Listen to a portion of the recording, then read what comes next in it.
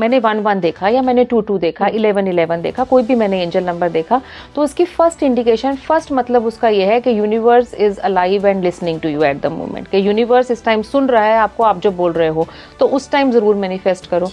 Capricorn और Aquarius को blacking suit करती है, तो आप ज़रूर अपने शनि महाराज को ध्यान करते हुए सैटरडे से जर्नी स्टार्ट करें। तो ये फ्राइडे से शुरू करें, बेयरफुट वॉक करें, और जब अपना टेक्निक्स को अपनी जो लिखें उसको तो वाइट पेपर पे यूज़ करें, और अपना जो पेन का कलर लें वो पर्पल लें।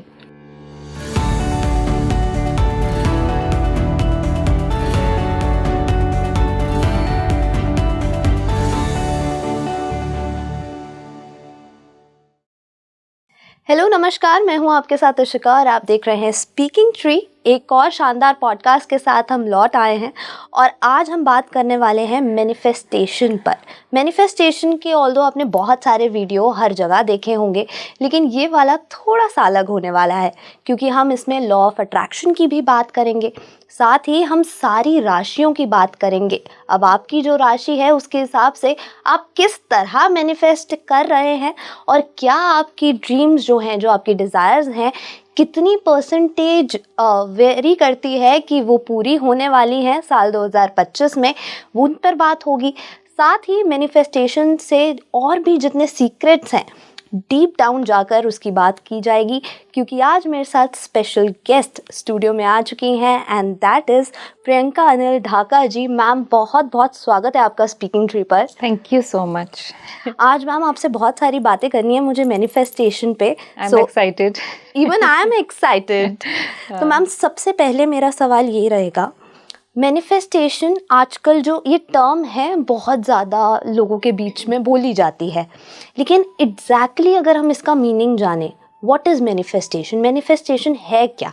ओके, सो मैंने अभी हफ्ता पहले ही यही टाइम्स ऑफ इंडिया पढ़ा था and manifestation has been termed and accepted by Oxford Dictionary as the word of the year 2024. So 2024 का ये word of the year है, most used word है ये. So everybody is talking about it and ये आजकल तो popular हो रहा है। लेकिन जब मैंने मैनिफेस्टेशन के बारे में पढ़ा था या सीखा था और प्रैक्टिस भी करा था, तो मेरे को जो फर्स्ट स्टोरी सामने आई थी वो ब्रूस ली की आई थी। सो ब्रूस ली जो सबने मतलब कोई फॉलो करे या नहीं करे सबको पता है कि ब्रूस ली कौन है। मतलब इवन जैसे अगर स्विच वर्ड्स की बात करें तो Bruce Lee is a switch word also, मतलब मैनिफेस्टेशन में काम आता है ये वर्ड। और ब्रूस ली की मैंने first success story of manifestation पढ़ी थी। इनकी एक मूवी थी एंटर द ड्रैगन, और इन्होंने अपनी इंटरव्यू में उस टाइम पे बोला था कि मैंने ये मूवी मैनिफेस्ट करी है, मैं डेली लिख के, और जबकि ये कुछ भी नहीं करते थे उस टाइम पे, इनको सिर्फ सड़क पे लड़ने का शौक था। ये लिखकर डेली एक पेपर पे कि मैं को मूवी में लिया गया है, हॉलीवुड में लिया गया है, प्रेजेंट टेंस में लिखकर एक पेपर पे अपने पिलो के नीचे रखकर सोते थे। कहीं पे कोई इंडिकेशन नहीं थी इस चीज़ की कि ये चीज़ कभी उनकी लाइफ में हो सकती है, like he can become such a big star, कि उनके जाने के बाद हमको भी उनका नाम पता है। Like Bruce Lee, like everybody knows. आज तक भी उनकी टी शर्ट्स, उनका मर्चेंडाइज आज तक भी आज की जनरेशन में इतने फैंस हैं उनके। बिल्कुल बिल्कुल। सो मैनिफेस्टेशन का मेरे को फर्स्ट एग्जांपल वो पता है। और मैनिफेस्टेशन, अब तुम्हारे क्वेश्चन पे आती हूँ कि है क्या चीज, because it has been the word of the year. जो हम सोचते हैं, while you were talking, जब तुमने इंट्रोडक्शन दी, तुमने लॉ ऑफ अट्रैक्शन की बात करी। So law of attraction is a very simple law कि हम जो सोचते हैं उसको हम अट्रैक्ट करते हैं, ठीक है, और वही मैनिफेस्टेशन है। जो हम सोच रहे हैं हम उसको अट्रैक्ट कर रहे हैं। अब manifestation is a positive term. कई लोग डरते भी हैं, अरे कहीं मेरा एक्सीडेंट ना हो जाए, किसी की बीमारी के बारे में सुना, अरे कहीं मुझे ये बीमारी ना हो जाए, अरे ये सिम्टम्स मैं देख रही हूँ आजकल गूगल पे इतने सिम्टम्स आते हैं, अभी पीछे वैक्सीनेशंस की बहुत हुई कोविड में, कहीं मुझे ये वैक्सीनेशन से जो इश्यूज होने हैं ये मुझे ना हो जाए। That is also law of attraction कि आप जो सोच रहे हो आप उसको अट्रैक्ट कर लेते हो, पॉजिटिव हो या नेगेटिव हो, आप कुछ भी सोच रहे हो आप अट्रैक्ट कर रहे हो। एग्जैक्टली, लॉ ऑफ अट्रैक्शन ये चीज है कि whatever you are thinking you are attracting, you are the magnet of that. अब मैनिफेस्टेशन में आते हैं कि कॉन्शियसली अच्छी चीजें सोचना, कि सिर्फ अच्छा अच्छा सोचना कि जो मुझे चाहिए वो ही मैं सोचूंगी. I am so scared of 1 million rupees in my account. So like I am getting scared but I am attracting it at the same time, कि मैं उस चीज को अट्रैक्ट भी कर रही हूँ. So manifestation is like all about thinking good and imagining that you are having that in your life. That is manifestation, and there are different techniques to make it happen to you. जैसे Bruce Lee की technique बताई मैंने, simple technique, paper पे लिखो present tense में और रख के सो जाओ. हाँ. अब इसमें सोने में क्या होता है, आप तो सो गए, कौन काम कर रहा है उस टाइम? कोई काम नहीं कर रहा. आपका सबकॉन्शियस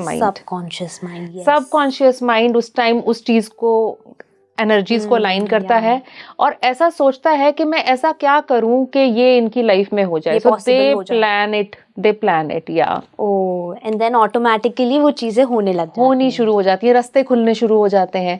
हमको नहीं समझ में हो रहा होता कि ये अच्छा ये मेरी डेस्टिनेशन है. मैनिफेस्टेशन में आप अपनी डेस्टिनेशन लिखते हो कि मुझे यहाँ पहुंचना है, रास्ता नहीं पता होता. रास्ता फिर आपका सबकॉन्शियस माइंड बनाता है, रास्ता यूनिवर्स बनाता है.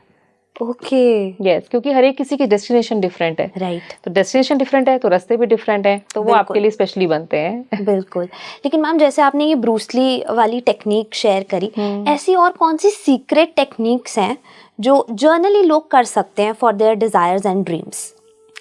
देखो, सीक्रेट टेक्निक्स हैं. सबसे पहली जो टेक्निक बताऊंगी वो है, आप मैनिफेस्टेशन को प्रैक्टिस करना शुरू कर दो. सिर्फ इसको सुनो मत कि ये एक चीज होती है और ऐसा हो सकता है. सिर्फ सोचने से काम नहीं बनेगा. पहली चीज है कि उसको लिखना शुरू करो. जैसे ब्रूस ली की टेक्निक थी writing, but writing at what time? अब आजकल एंजल नंबर्स की भी बहुत बात हो रही है.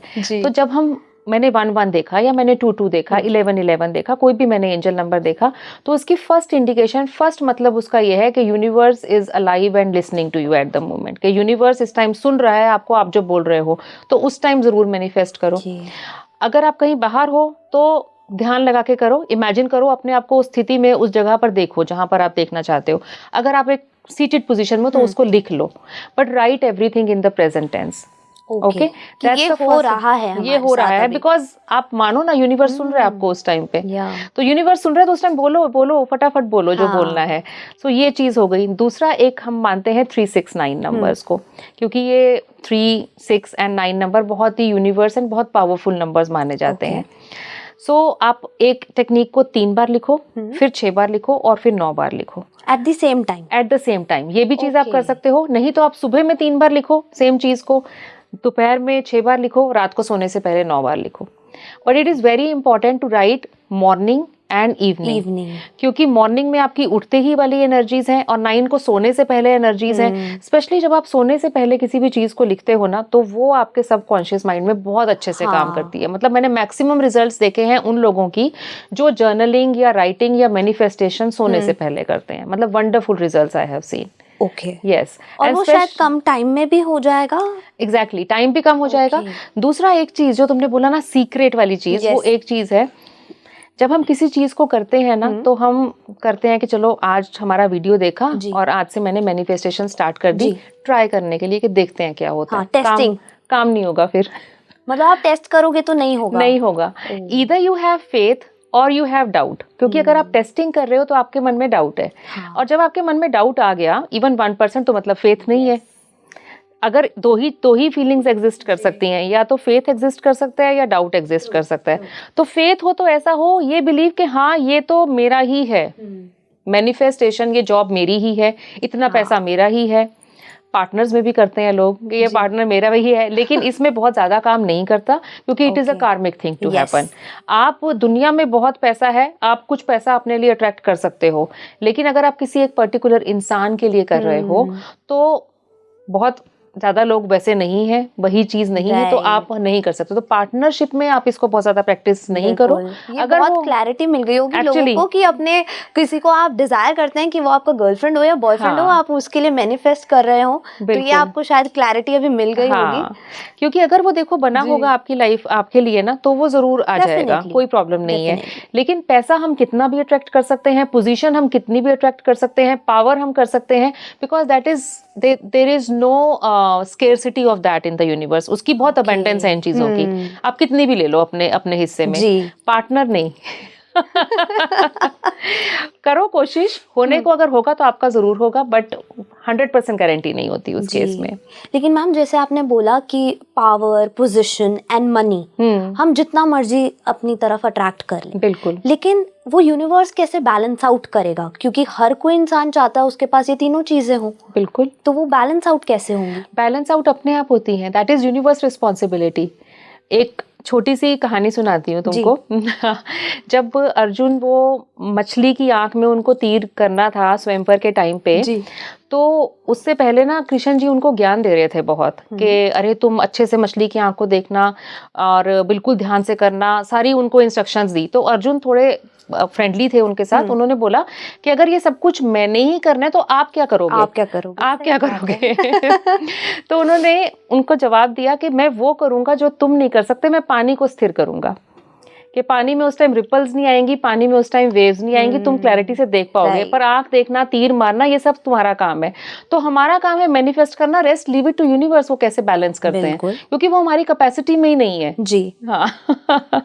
मैम ऐसे ही अगर जैसे हम मैनिफेस्ट करते हैं अपने डिजायर्स, और बहुत सारे लोगों के शायद ऐसे डिजायर्स होंगे जो अभी फिलहाल इस यूनिवर्स में एग्जिस्ट ही नहीं करते हैं, तो क्या क्रिएशन भी हो सकती है मैनिफेस्टेशन से? देखो, एक रियलिस्टिक अप्रोच होना बहुत जरूरी है। ऐसा नहीं हो सकता कि आपकी अप्रोच टोटली अनरियलिस्टिक है। मतलब अगर मेरी कैपेसिटी है, मैं सोचती हूँ कि मेरी जितनी भी सक्षमता है, मैं सोचती हूँ अगर मुझे पैसा डिजायर करना है और मैं बिल्कुल ही अनरियलिस्टिक फिगर मैनिफेस्ट करना शुरू कर दूं जो कि मेरे पुरखों ने कभी नहीं देखी, मेरे फ्यूचर्स में कभी नहीं देखी, जो बिल्कुल अनरियलिस्टिक फिगर है, that is not the right approach. आप रियलिस्टिक चीज करो। अभी जैसे अगर again coming back to Bruce Lee ji, उनकी एक अनरियलिस्टिक थॉट कुछ लोगों को लग सकता है कि अरे वो तो सड़कों पे थे और उन्होंने कहां से हॉलीवुड मूवी डिजायर कर ली। बिल्कुल। लेकिन कहीं ना कहीं उन्होंने बाकी एक्टर्स को देखा और उन्होंने अपने से कंपेयर करा कि मैं इनसे बेहतर कर सकता हूँ। ही हैड दैट कैपेबिलिटी, वो कैपेसिटी थी। लेकिन अपनी कैपेसिटी और अपनी कैपेबिलिटी को देखते हुए आप मैनिफेस्ट करो। उन्होंने कहीं ना कहीं अपने ऊपर काम भी वैसा किया। एग्जैक्टली। ऐसा नहीं है कि बिना कर्म करे आप मैनिफेस्ट कर लोगे सिर्फ। That is not the right approach. कर्म तो करना ही पड़ेगा और अपनी कैपेसिटी में रहकर। ऐसा नहीं है कि मैं ये सोचूं कि उसके पास इतना है तो मेरा उससे ज्यादा होना चाहिए। ये मैनिफेस्टेशन रॉन्ग है।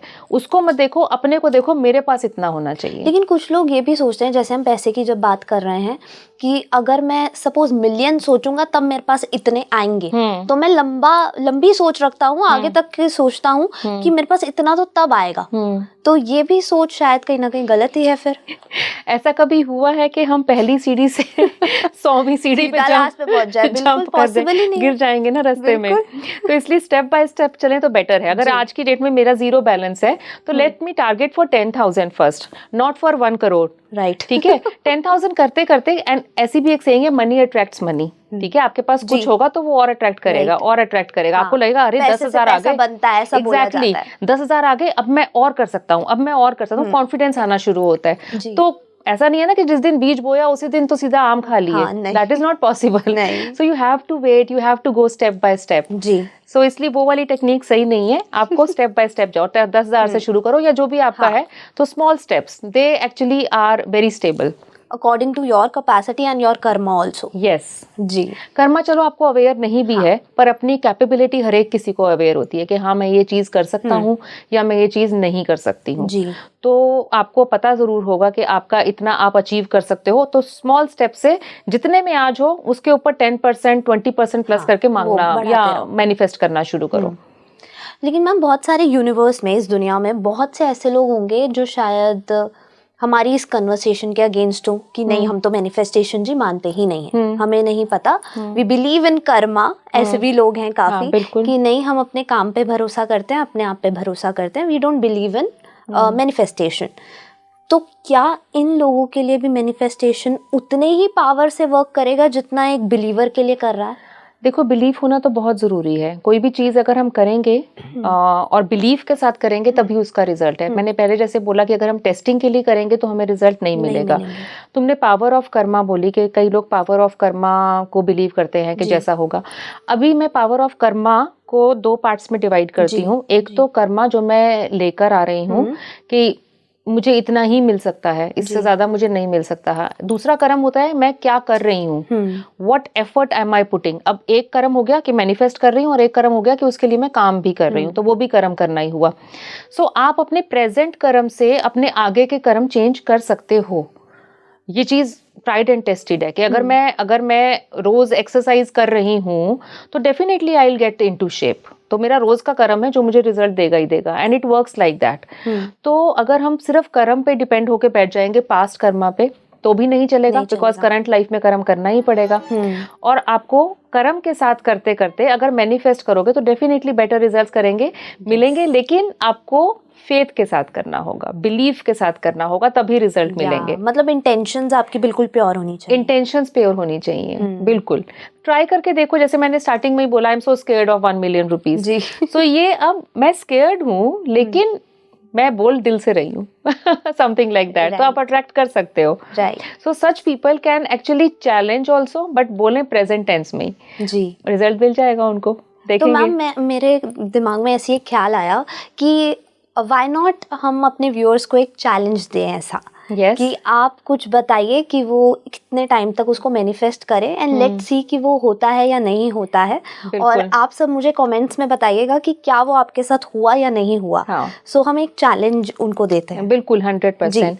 सो अचीवेबल गोल लो, जो आपको लगता है कि हाँ मेरी डिजायर है और मेरी इतनी कैपेसिटी है कि मैं ये अचीव कर सकता हूँ। चाहे वो आपकी कोई पोजीशन हो, मार्क्स हो, तो आप उसको सोचना शुरू करो। स्पेशली एंजल नंबर जब हैं तो आप सोचना शुरू करो और उसको लिखना शुरू करो, morning and in the night. And also इसमें आपको एक चीज ऐड करनी पड़ेगी, क्योंकि आप इसको एक चैलेंज ले रहे हो, तो आप रात को ना जब अपना मैनिफेस्टेशन लिखो, that I am so and so in so and so organisation, से अबाउट पोजीशन, तो आप साथ में ना एक एनालाइजेशन भी करो, that what is lacking in me, कि मेरे अंदर क्या कमी है जो मैं ये नहीं अचीव कर पा रहा हूँ। And then also tell the universe कि मेरे को ये प्रॉब्लम समझ में आई है, अब मुझे इस प्रॉब्लम से भी बाहर निकलने के लिए तुम रास्ता दिखाओ। अपनी एनालाइजेशन करनी भी बहुत जरूरी है ऐसे केस में ना। So you just write down के okay I see these issues to reach this goal, ये इश्यूज हैं जब मैं इस गोल पे नहीं पहुंच पा रहा हूँ। और अगर आपके पास खुद इन इश्यूज का आंसर है तो उसको इम्प्लीमेंट करो। अगर इन इश्यूज का आंसर नहीं है तो ये भी यूनिवर्स को आप बोलो कि ये इश्यूज है, मुझसे सॉल्व नहीं हो रहे, आप सॉल्व कर दो, तो भी यूनिवर्स सुनेगा।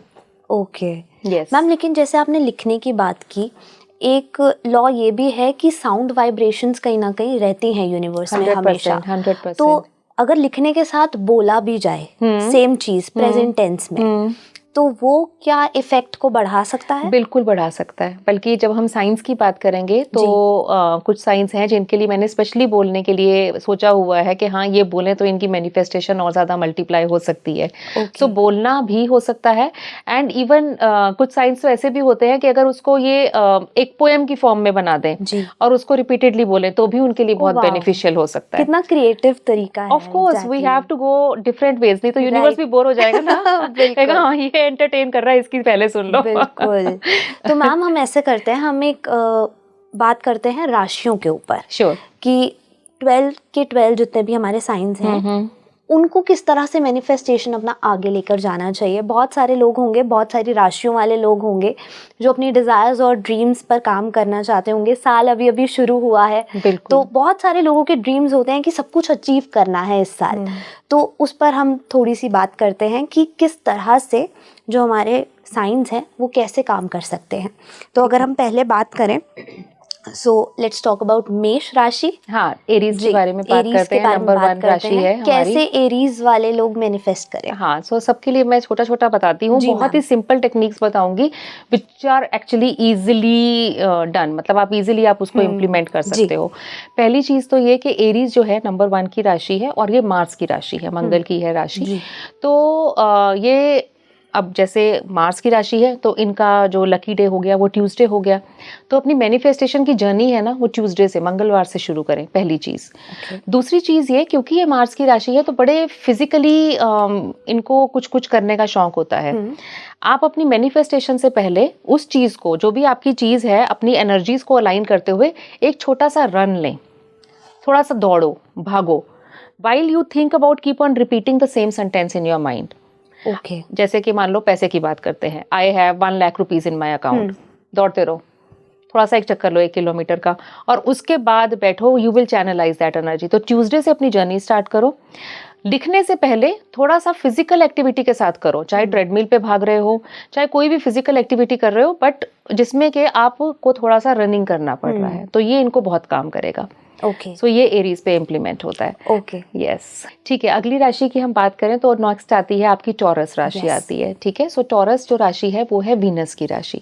तो वीनस की राशि रहेगी, इनका जो हमारा दिन शुरू करने का रहेगा मैनिफेस्टेशन जर्नी का, वो इनका फ्राइडे रहेगा। कोशिश करें कि ये वाइट पेपर का इस्तेमाल करें जब भी अपना ये मैनिफेस्टेशन टेक्निक्स शुरू कर रहे हैं। और दूसरा चीज़ क्या है, जो टॉरस की राशि होती है ना, इनको बहुत शौक होता है स्लो वॉक्स का और हरियाली में चलने का। तो घास पे थोड़ा देर without any footwear, without any socks, हाँ, बेयर फुट वॉक करें, जिसको हम ग्राउंडिंग भी कहते हैं। तो थोड़ा ग्राउंडिंग करें, और ग्राउंडिंग करते टाइम अपनी मैनिफेस्टेशन जो भी आपने 1 या 2 लाइनर्स बनाई हुई हैं, प्रेजेंट टेंस में उस चीज़ को बोलें कि मेरे पास ये है और मेरी ये पोजीशन है, या जो भी हेल्थ के लिए बोलना हो, आपने पार्टनर के लिए बोलना हो, या आपने अपनी ब्यूटी के लिए बोलना हो, किसी भी चीज़ के लिए बोलना हो। बिकॉज ये जो 2 नंबर वाले लोग होते हैं ना, ये बहुत इनको खूबसूरती का, लग्जरीज का बहुत शौक रहता है। तो ये फ्राइडे से शुरू करें, बेयरफुट वॉक करें, और जब अपना टेक्निक्स को अपनी जो लिखें उसको तो वाइट पेपर पे यूज करें, और अपना जो पेन का कलर लें वो पर्पल लें। ओके, वो इनको काफी हेल्प करेगा। यस, ये आप जैसे डेज वाइज बता रहे हैं मैम, ये बहुत ज़्यादा फैसिनेटिंग है, क्योंकि ज़्यादातर मेंटालिटी जो नॉर्मल है वो ये है, हम मंडे से शुरू करेंगे। हाँ, मंडे इज अ डे कि वीक शुरू हुआ है, हम तब से ही सारे काम शुरू करेंगे।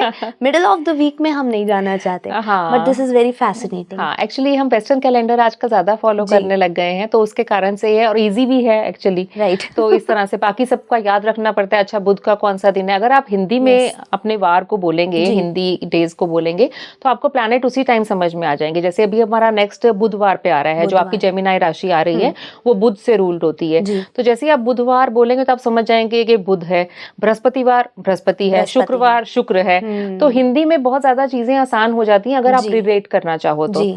तो अब आ रही हूँ जेमिनाइज पे। तो इनका जो रूलिंग प्लैनेट है वो मरकरी है, तो बुध है। और इनके साथ क्या है, जो आप मुझसे पहले बात कर रहे थे कि क्या बोल बोल के करें, मरकरी की पहली क्वालिटी ही कम्युनिकेशन है।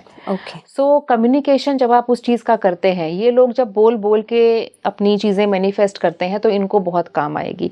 प्लस ये अपने लिखने की टेक्निक्स में ग्रीन कलर का यूज करें। सो उसमें ग्रीन कलर यूज करेंगे तो इनके लिए काफी बेनिफिशियल रहेगा। बोल के करें और वेडनेसडे से स्टार्ट करें अपनी जर्नी मैनिफेस्टेशन की। हाँ, अब आते हैं, नेक्स्ट आते हैं 4 नंबर पे, दैट इज कैंसर। कैंसर का है और ये मून से रूल होता है। अब मून से रूल होता है तो अब आते हैं मंडे पे, जो आपका डिजायरेबल डे है। तो मंडे से आप अपनी जर्नी स्टार्ट करें।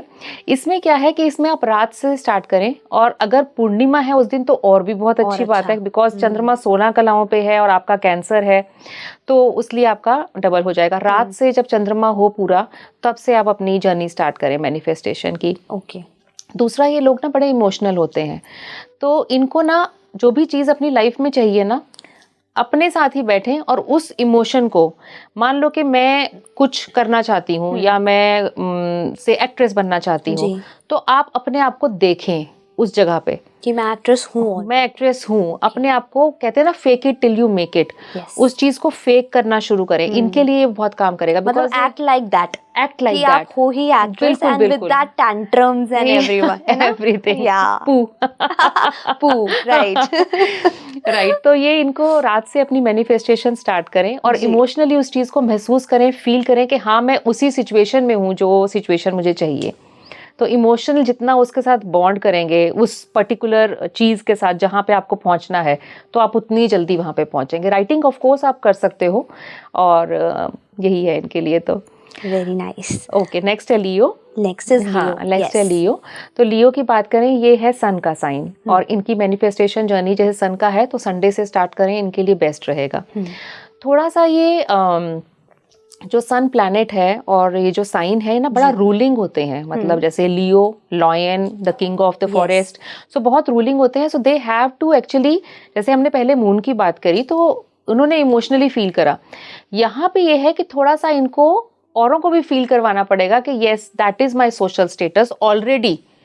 Already which you are planning to manifest which is not there right now, वो अभी है नहीं है, बट आप औरों को वही महसूस करें कि हाँ मुझे ये चीज करना है, बोल के नहीं, एक्शंस में। एक्शन मतलब अपना ऑरा, अपना एनवायरनमेंट ऐसा बना लीजिए। एग्जैक्टली, हाँ, कि औरों को इस तरह से फील होना शुरू करें। अब एक जैसे मैंने अभी बात बोली कि बोल के नहीं, कभी भी अपनी मैनिफेस्टेशंस को बोलना नहीं है, किसी भी साइन को, किसी को नहीं बताना होता, कभी भी नहीं, because the more you talk about it the slower the results will be. Okay, जितना ज्यादा लिखेंगे मैम तो वो सीक्रेटली लिखना है? हाँ, वो सीक्रेटली लिख लो। मतलब अपने घर वालों को पता हो सकता है, जैसे आपके पार्टनर है उनको पता होगा कि आप कर रहे हो, बट आप कोशिश करें कि अपना एक जर्नल अलग रखें और बोलें कोई भी ना खोले इसको, क्योंकि वो बहुत आपकी डीप डिजायर्स हो सकती हैं और हो सकता है कोई भी उस चीज के लिए अवेयर ना हो। एंड मुझे ऐसा लगता है कि it is always good to surprise people with whatever you have, है ना? हाँ, तो इसलिए बोलना कभी भी किसी भी साइन को नहीं चाहिए, तो वो अपने तक रखें और अपनी ऑरा में वो चीज कर आए लियोस। वैसे भी इनकी ऑरा काफी अथॉरिटेटिव सी होती है, तो लेकिन जो भी इनके अचीवमेंट्स हैं उसको एक कोशिश करें कि आसपास वाले भी लोग भी उस चीज को महसूस कर सकें। राइट मैम, अगली राशि पर आते हैं, दैट इज कन्या राशि, वर्गो। सो अगेन द राशि ऑफ मरकरी। इसमें भी इनको यही करना है कि इनको भी वेंसडे से ही स्टार्ट करनी है अपनी मैनिफेस्टेशन जर्नी। अब बिकॉज ये जैसे कम्युनिकेशन की है, लेकिन इसमें साथ साथ अगर ये लिखने के साथ साथ उसको बोलें और लिखें साथ साथ, दोनों चीजें साथ साथ करें, तो इनके लिए काफी अच्छा रहेगा। बिगिन ये वेंसडे को ही करें, इनके लिए भी ग्राउंडिंग बहुत इंपॉर्टेंट है 6 नंबर के लिए, वर्गोस के लिए। और दूसरा, अगर ये किसी ग्राउंड पे विदाउट किसी आसन के बैठ के अपनी मैनिफेस्टेशन करें, क्योंकि बिकॉज लोनर्स हैं बेसिकली, वर्गो इस कन्या ना कि चुप रहना पसंद है इनको, तो अपना अकेले में बैठ के अपना मैनिफेस्टेशन करें, किसी पार्क में जाके अकेले में बैठ के किसी पेड़ के नीचे घास के ऊपर डायरेक्ट बैठ के अपना मैनिफेस्टेशन लिखेंगे, इनको खुद ही सुकून मिलना शुरू हो जाएगा। They themselves will feel so happy and that they will make it happen for themselves. मतलब जब आप अंदर से खुश हो तो डेफिनेटली आपके लिए चीजें अपने आप होने लग जाती हैं। हाँ, true that, right. Okay, next is Libra. हाँ, सो ये आपकी वीनस का साइन है और बड़ा बैलेंसिंग साइन है। जैसे आप लिब्रा को देखते हो तो तुला राशि इज लाइक आपका वो वेइंग स्केल, हाँ, तराजू रहता है इसमें। तो इसमें एक तो पहले मैं बोल रही थी कि जैसे सोनेट के रूप में अपनी मैनिफेस्टेशन लिखो, try to have it a poetic form, इसको एक पोएटिक फॉर्म में दो और उसको गाना शुरू करो, मतलब रिदम के साथ, रिदम में गाना शुरू करो। You can make your own songs, मतलब लेट इट बी। कई ऐसी ट्राइब्स हैं अफ्रीका वगैरह में, मैंने काफी पढ़ा है कि जो अपने सॉन्ग्स बनाते हैं, हर बच्चा अपना सॉन्ग बनाता है और वो सॉन्ग जब भी वो उदास होता है वो सॉन्ग गाता है, and that gives them peace actually, and it is actually, हाँ, इट वर्क्स एज वेल। तो ये जो लोग हैं ना, ये इनकी बनाने की कैपेसिटी है, बिकॉज बहुत आर्टिस्टिक होते हैं ये नेचर में, क्रिएटिव होते हैं, आर्टिस्टिक होते हैं। तो ये एक पोएटिक फॉर्म दे दें अपनी मैनिफेस्टेशन को और उसको हमेशा हम करते रहें, मतलब उसको गुनगुनाते रहें, कहीं पर भी कैसे भी।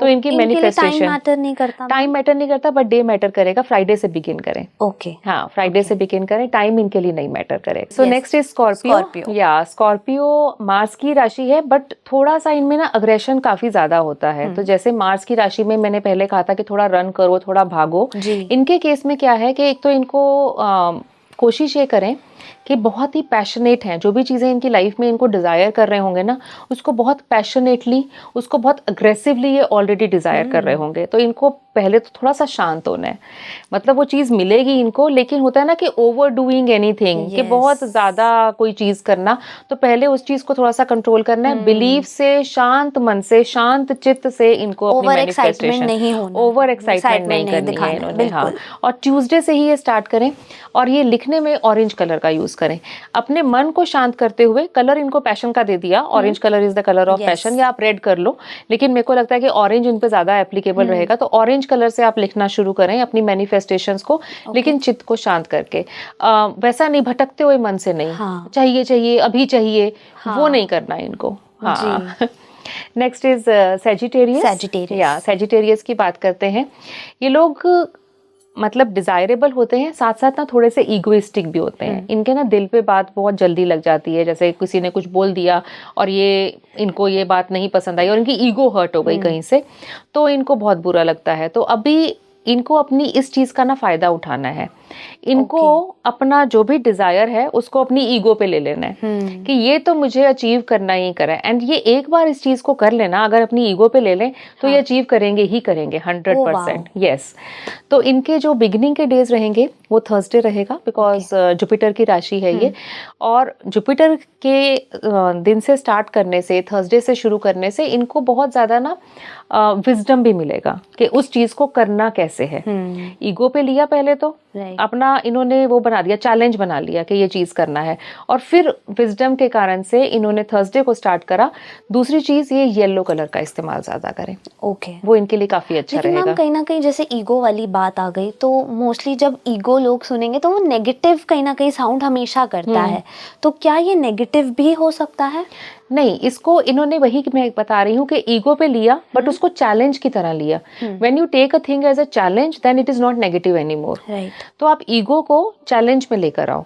सो वो हमको थोड़ा सा अपने माइंड के साथ खुद ही खेलना पड़ेगा। हाँ, because I am telling you and you have to follow it. Definitely yes ma'am. अगली राशि पर आते हैं। अगली कैप्रिकॉर्न है, तो कैप्रिकॉर्न, हाँ मकर ही है, हाँ हिंदी में मकर है। जी ओके, नेक्स्ट इज कैप्रिकॉर्न, मकर राशि। ये शनि की राशि है, सो बहुत कार्मिक लोग होते हैं। इन दोनों का मैं इकट्ठा ही बताती हूँ, 10 एंड 11 का, कैप्रिकॉर्न एंड एक्वेरियस, क्योंकि दोनों शनि से रूल्ड होती हैं। सो फर्स्ट ऑफ ऑल इनको अपने कार्मिक चीजों को करते रहना, यानी कि कोई ना कोई अच्छा दान पुण्य जरूर करते रहें। अपनी मैनिफेस्टेशन जर्नी सैटरडे से स्टार्ट करें।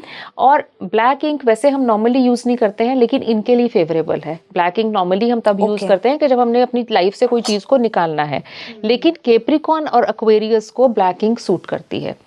तो आप जरूर अपने शनि महाराज को ध्यान करते हुए सैटरडे से जर्नी स्टार्ट करें। और जैसे एक मंत्र है शनि का, जो मुझे लगता है कि शनि वाली राशि को जरूर करना चाहिए, सिंपल सा, ओम शम शनिचराय नमः। ये मंत्र से मन में सोचते हुए और अपनी मैनिफेस्टेशन लिखना शुरू करें, सैटरडे से स्टार्ट करें। सो ये उनके लिए है। और प्लस अगर बाई चांस अगर इनको मौका मिले तो कभी पीपल ट्री के नीचे भी बैठ के लिखें, तो भी इनके लिए बहुत बेनिफिशियल रहेगा। Okay yes, great. So now to the last राशि, मेन राशि, स्पाइसेस। इनके लिए भी बेयरफुट वॉक, बिकॉज स्पाइसेस जो है ना, जब हम ऊपर से अपनी बॉडी पार्ट्स का, सारे साइंस को कुछ कुछ बॉडी पार्ट्स मिले हुए हैं, तो स्पाइसेस को फीट मिले हुए हैं, तो इनके लिए भी ग्राउंडिंग बहुत इंपॉर्टेंट है। प्लस बृहस्पति की राशि है, सो ग्राउंडिंग करते टाइम ओम ब्रह्म बृहस्पति का जाप करें। मान लो कि आप 9 टाइम्स करें उसको सिर्फ, और उसके बाद अपनी मैनिफेस्टेशन जर्नी थर्सडे से स्टार्ट करें। परफेक्ट। मैम अब जाते जाते मैं ये चाहती हूँ कि आप हमारे व्यूअर्स को ये बताएं कि मैनिफेस्टेशन में क्या ऐसे पॉइंट्स हैं जो नहीं करने चाहिए। गलत नहीं सोचना, डरना बिल्कुल भी नहीं, क्योंकि जिस चीज़ से आप डरते हैं वो चीज़ होती है जी। और फेथ 100% आपका होना चाहिए। बाकी तो कुछ भी ऐसी चीज़ नहीं है जो आपको अवॉइड करनी है। मतलब अगर आप जैसे नॉर्मली हम कोई मंत्र करते हैं, कोई व्रत करते हैं, तो हम कुछ चीज़ों को अवॉइड करते हैं। तुमने जैसे पूछा कि क्या नहीं करना चाहिए, आप किसी भी तरह का खाना पीना खा सकते हो, कोई ऐसी दिक्कत नहीं है। आप किसी भी जगह पे जा सकते हो, कुछ भी कर सकते हो, लेकिन आपको बस घबराना नहीं है और बिलीव 100% करना है और अपनी कैपेसिटी में मैनिफेस्टेशन करना है। So that is the only thing which you need to follow and manifestation works. Yes, definitely it works. और अगर आपको जो चैलेंज हमने दिया है अगर वो हो तो आप प्लीज़ ज़रूर बताइएगा मुझे कमेंट बॉक्स में, और ये भी बताइएगा कि आपको हमारी ये बातचीत कितनी पसंद आई, क्योंकि हमें शूट करते हुए ये बातचीत बहुत मज़ा आया है। और मैं चाहती हूँ, ऐसा आई होप कि आपको भी ये पॉडकास्ट बेहद पसंद आया होगा। और अगर आया है तो कमेंट बॉक्स में बताइए, शेयर कीजिए, लाइक कीजिए और स्पीकिंग ट्री को अपना प्यार यूं ही देते रहिए। Thank you so much for watching.